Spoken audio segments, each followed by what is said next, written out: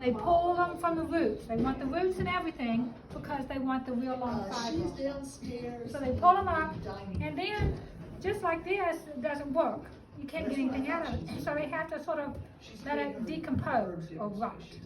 So they take the plant and they put it in water or lay it in a field and let the dew and the rain rot the plant a little bit.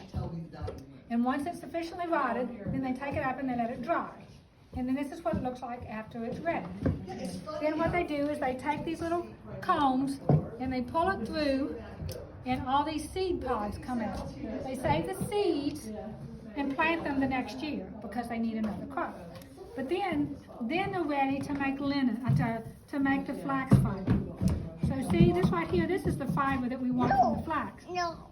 So we have to break it out. So they have what they call a break. It's got like several, when I say blades, something like this, that lock down and you just beat them so they break the exterior out of them. Once you break the exterior, you take this, it's called a scutching knife. You have a vertical piece of wood, and you just want to beat all the outside stuff off of it. You have a bunch of this string left. And it sort of looks like this, but it doesn't look quite as nice. So what you then take it, and you put it through these, they're called heckles. And you take and you comb it through these heckles. And they're real sharp pointed. They're like nails, but really sharp pointed. So you pull them through this here.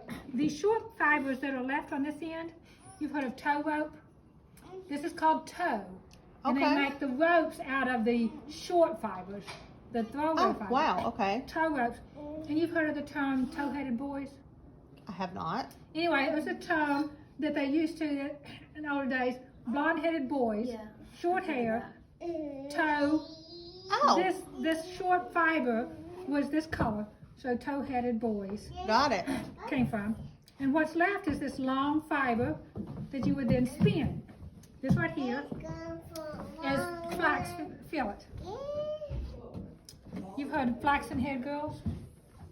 Nope. No. Anyway, the term flaxen-haired girls, it feels and looks like.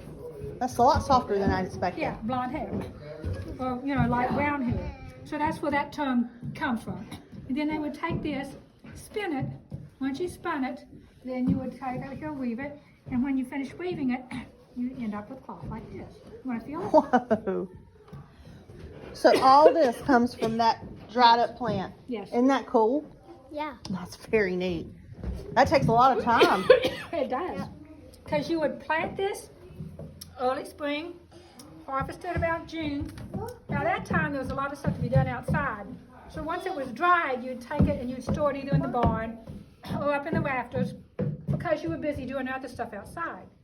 And then in the winter, you would do all this processing.